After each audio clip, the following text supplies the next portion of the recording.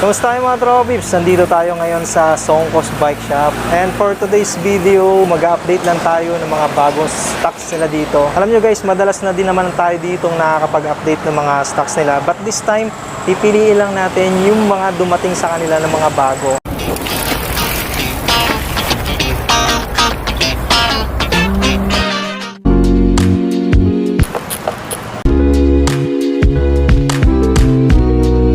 Sa group set, ang bagong dumating nila dito ay itong Alivio. Actually, dalawa yung dumating sa kanila. Meron din yung SRAM SX. Pero dito muna tayo sa Shimano Alivio. So, bali papakita ko sa inyo kung ano yung tsura nito. Yung price nito mga tropa beeps is 13,500.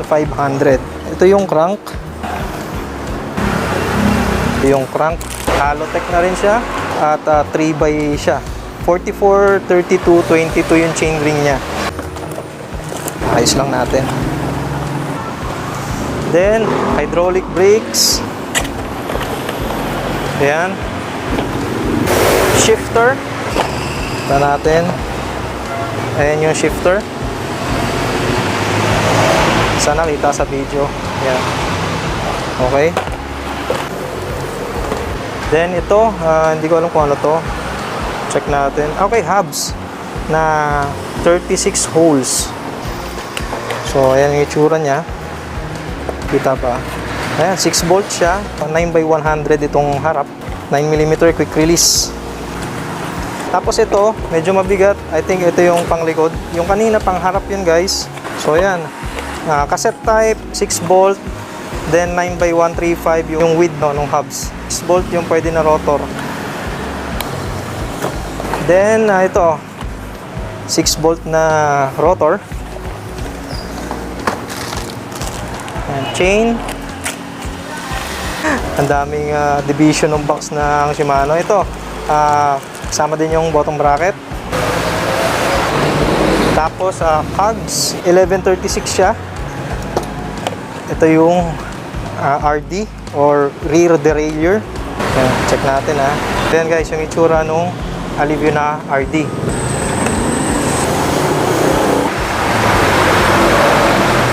Tapos, front derailleur. Yan, yung FD. Check natin kung anong klase to. Kasi maraming klase yung FD eh. So, yan. Okay. Clamp type siya. Tapos, side swing. So, yun yung available lang nila.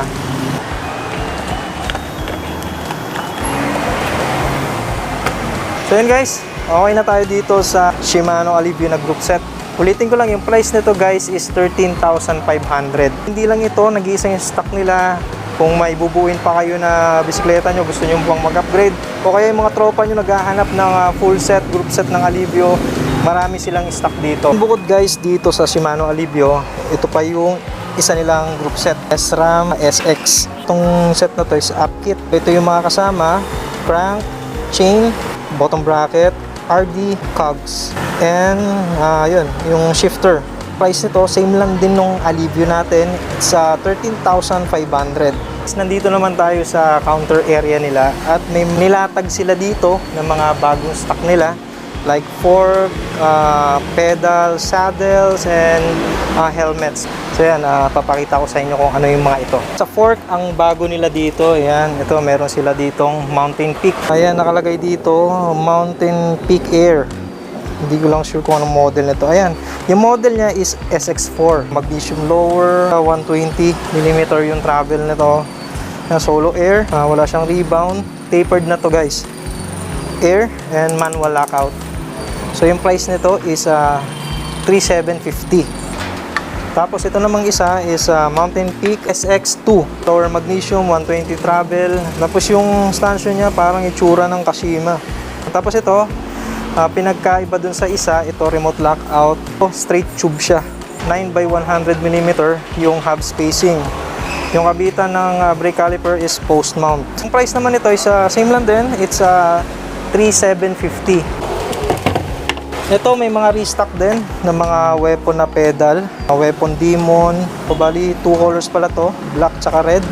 1,300. Pakita ko sa inyo yung itsura. Sa specs nito guys, check nyo lang sa YouTube. Marami nang nag-check ng specification nito. Then itong isa, Weapon pedal din. Ang model naman nito is Fever.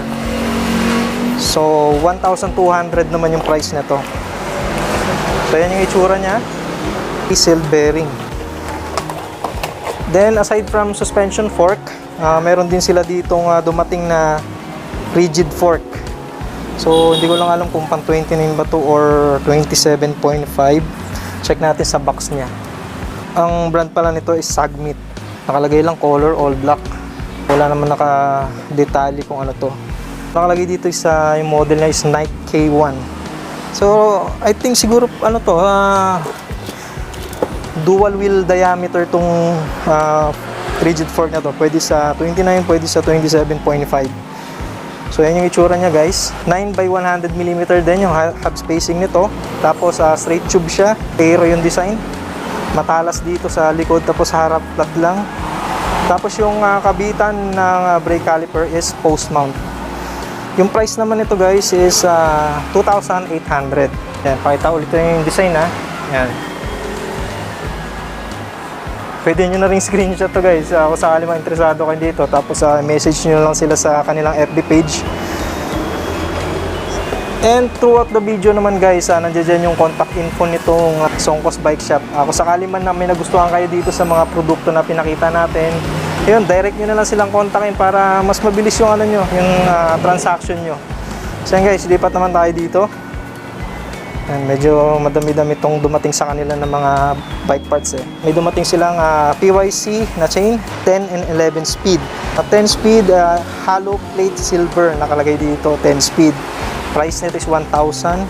Ito namang isa, non-hollow silver na 11 speed, 1,100. Pinakaiba ng dalawa, ito hollow, ito hindi.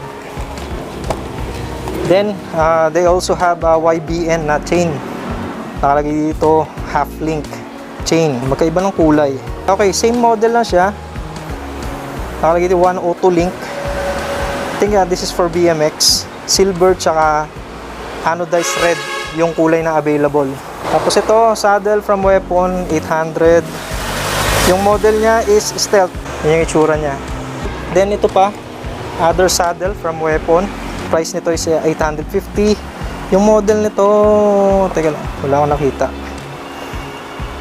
Basta yun yung itsura niya guys. Yan guys pakita ko na lang. Screenshot nyo na lang pag gusto nyong itanong sa shop. Rowick na cleats pedal. Pero actually guys, dual to eh. Yung kabila flat. Isang kabila niya is cleats. Yung model nito is XT5. Rowick XT5. Price nito is 1,600. Then, dito tayo sa mga natira.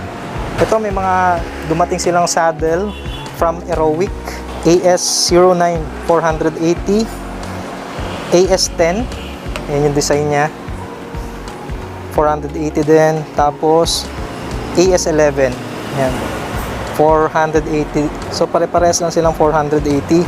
Itong AS09, tingin ko it's for road to eh.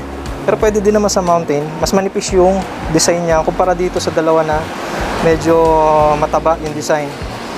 Tapos yung mga rails nila guys, medyo may kahabaan. Then yung material na ginamit dito is steel. Then sa mga tropa natin na naghahanap ng murang helmet dyan, ito. Meron sila ditong murang helmet, 550 pesos. May iba pang kulay to guys. Meron pa siyang color red tsaka color blue. So ayun, nandoon sa dulo. Yan, yun yung kulay niya, red tsaka blue. So yan, ulitin ko lang yung price nito guys. It's 550 yung price nito. So yan yung itsura niya. Ito yung top view, front view, side view. Tapos ito yung itsura ng loob. So yan, yung tsura ng loob. At may kasama na siyang visor, i-attach nyo na lang. Dito naman guys, sa may ibabaw ng stante nila, may mga nilagay sila ditong bagong MTB hubs. So sabihin na natin hubs kasi may nakita din ako na hindi pang MTB. At mayroon ding crankset. So check din natin mamaya yan. At ayun pa pala, sa dulo, merong seat post. Sa hubs guys, check natin kung ano yung mga nandito. Punahin natin to. Meron silang Ragusa, color red. Hindi ko alam kung anong model nito. XM, ito pala yung model niya. Yan, Ragusa XM800. So guys, nandito na. Yan, nandiyan sa box niya yung specification ng hubs. Yung price nito is 2,900. Next natin, itong Sagmit M120 ba to? Okay, Sagmit M120. Color gold siya. Nandito din yung specification sa box niya. Ayan. And sa loob ng box, yan, may kasama na siyang mga adapters. Adapter for 15mm through axle, tsaka ano to, 12x142. Kasama na yung skewers. So yun guys, nga pala, syempre yung mga tropa natin dyan, gustong marinig yung tunog nito mga to. Yan, paparinig ko na rin eh. Ito yung tunog ng, ano ba to? Ragusa XM800. Yan. Ito naman yung Sagmit M120. Mas pino to. Yan. Next natin ay itong Sagmit Evo 3. So yan, nakalagay na rin sa box yung specification nitong hubs. So yan, para hindi na kayo magtanong, pwede nyo ring screenshot yan para makita nyo yung buong specification. At nandiyan din naman sa video natin yung contact info nitong Songkos Bike Shop. Yan, kontakin nyo na lang sila kung may katanungan kayo dito sa mga items na to. So yan guys, ano siya, oil slick. Price nito is 4,000. Hindi natin papalampasin yung tunog nito kasi alam mo na, pagbigyan natin yung mga tropa natin na gustong makarinig ng tunog nito. Yan. Medyo matigas siya kumpara dun sa Sagmit M120 na mas pino. Ito medyo matigas siya pero pino din. Medyo matigas nga lang siya. In the box, ang mga kasama ay skewers at may malit pang box. Ano kaya to? Mga adapters. Oh, di ba? Social naman itong Evo 3 na to na Sagmit. Nakabox pa yung adapters niya for 15mm true axle tsaka 12x142. Yung price niya ulit guys, it's 4,000 pesos. Tapos ito, weapon animal. Yan, madalas nyo na rin ito nakikita sa mga YouTube channel na nire-review. So, kung gusto nyo makita yung specification nito, search nyo lang sa YouTube, marami ito. O kaya dun sa Facebook page mismo ng weapon. Yan. So, syempre, sa mga baguhan dyan at gusto makita yung itsura nito, yan, pakita ko sa inyo yung itsura niya. At ito na rin yung tunog niyan. Yan, siyempre ratchet to, medyo ano siya, medyo mahina talaga tunog niyan. Pero yung engagement niya guys, oh, halos walang dead spot. So yung price nito guys is ayan, 4,200. Next natin ay itong weapon, anong model to? Okay, weapon animal din. Same lang din nung isa kanina, yung black. Ito naman oil slick siya. Ito naman, meron ditong crankset, tapos seat post. So, meron tayo ditong Fobno na crankset. Isa-isay natin. Ito yung crank arm niya. So, magkakahiwa-hiwalay sila in the box. So, yan. Bali, yung type ng crankset na to is we called na direct mount. Ganito yung pagkabit ng chain link niya. Yan. Kaya tinawag siya na direct mount. Kakabit mo lang dyan. Tapos may mga tornilyo ditong ilalagay. Ito yung mga kasama. Yung spindle, yung crank arm fixing bolt, tapos sa bottom bracket. Tapos may, wow, parang first time ko nakita ang crankset na may kasama ng grasa. So yan, may kasama na din siyang grasa. Spacers. Itong parang spacer na manipis. Dito yung kinakabit yung spacer bago mo ilagay yung pedal. Ay, ito meron pa palang isa. Check natin kung ano to. Okay, parehas lang sila ng model. Ayan. Itong isa na naka-separate, color black siya. Tapos ito namang isa is anodized blue. Nakalagay na dito sa box yung presyo niya. Yan, 2,700. Then ito, may seat post din na dumating sa kanila. Weapon animal, tsaka ano to? Weapon ambush, color black. Weapon animal size 31.6. Tapos yung weapon ambush naman is 27.2. Yung haba nito guys is 400mm. Tapos ito naman weapon beast at weapon ambush din. Yung oil slick is Weapon Beast 850. Weapon Ambush naman is 850 din. Yung size nila is parehas silang 31.6. Nabanggit ko ba yung price nito? Sige, banggitin ko na lang ulit. Yung price nitong Animal is 850. Itong Ambush is 900. Bukod dun sa mga parts na sinilip natin ng mga bagong stock nila, silipin na din natin guys kung mayroon silang mga bagong bike na dumating dito. May nakita na akong tatlong bagong MTB nila dito. Itong Tekno tsaka itong Foxster. So dito muna tayo sa Foxster. Itong unang Foxster, yung model nito is Foxster FT203. So yung price nito is 8,600. So yan yung frame niya guys. Pakita ko sa inyo. Tapos ayan yung fork. Ayan yung wheel set. Ayan yung hubs. Ayan yung rim tsaka yung gulong. Ito naman yung group set niya. Seat post, tapos saddle, yan, stem, tsaka handlebar. Tapos ito guys, yung brake lever nya, tsaka shifter magkasama na. So ang tawag dito sa combo shifter. Ayan yung handle grip nya. Foxster FT203, price na is 8,600. Ito naman yung isa pang Foxster. Yung model naman ito is Evans. So yan yung frame nya guys. Halos similar din sa FT203. Tapos yan yung fork nya. Ayan yung wheel set, hubs, rotor, rim tsaka gulong. Tapos group set, ayan, kita ba? Ayan po, zoom natin. Yan yung FD crank, tapos RD tsaka cogs. So bali yung RD nyan guys is Shimano Tourney. Ayan. Tapos ito yung seat post, ito yung saddle. Tapos yung stem, ito lang. Tapos ito yung tsura ng stem.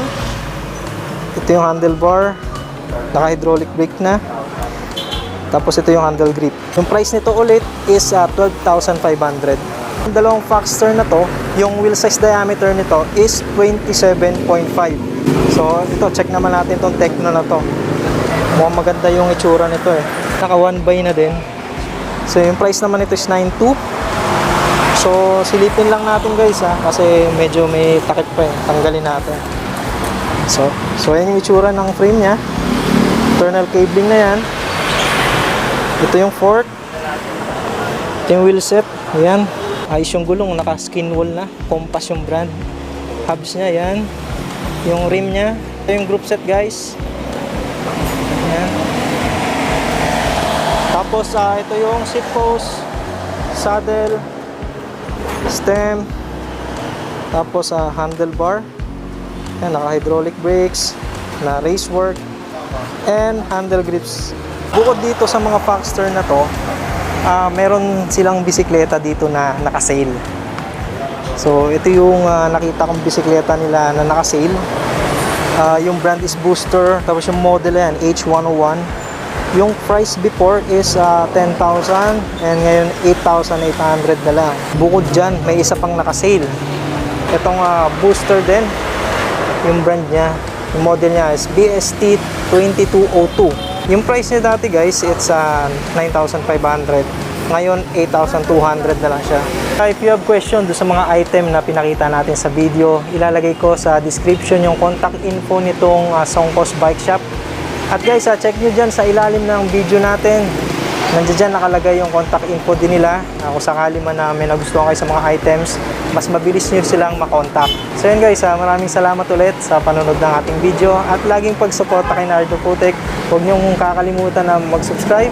Tapos i-like nyo na rin yung video. Tapos i-share nyo na rin sa mga tropa nyo. Kita-kits tayo sa mga susunod pang video. Ride safe sa inyo. At God bless.